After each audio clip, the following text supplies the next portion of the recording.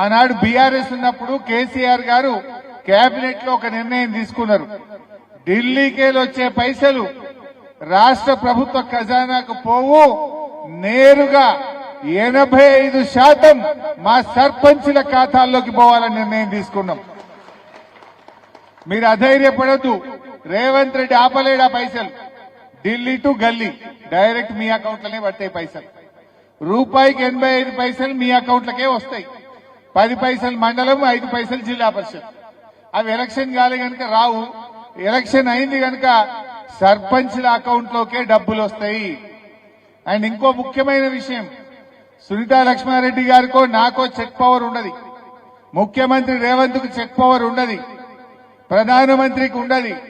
Check power ఉండేది భారత రాష్ట్రపతికే ఉంటది, మా సర్పంచ్లకే ఉంటది. అందువల్ల మీరు ఎవరికి భయపడాల్సిన అవసరం లేదు. ఆనాడు కేసీఆర్ ఉండగా ప్రతి ఊరికి పంచాయత్ సెక్రటరీని పెట్టిండు. మీరు మీ సెక్రటరీ కలిసి మంచిగా పనిచేయచ్చు. అందువల్ల డబ్బులు రావా వస్తాయా అని వెనక ముందు కాకుండా మీరు చాలా మాటలు ఇచ్చి ఉంటారు, నాకు తెలుసు. ఒక దోసాలైతే మళ్ళా కేసీఆర్ ముఖ్యమంత్రి అవుతాడు, బీఆర్ఎస్ గవర్నమెంట్ వస్తుంది. ఇప్పుడు వచ్చే పైసలు డైరెక్ట్ మీ అకౌంట్ లో పడతాయి. దాంతో ఏమేం చేయగలుగుతారో చేయండి. మంచిగా మోరీలు సాఫ్ ఉండాలి, రాత్రిపూట చీకటి లేకుండా బుగ్గలు వేయాలి, మంచినీళ్లు ప్రతి ఇంటికి పొద్దున్నే రావాలి. రోజు మన ట్రాక్టర్ కొనిచ్చిండు కేసీఆర్, మంచిగా చెత్త ఎత్తి శుభ్రంగా గ్రామాన్ని పెట్టాలి.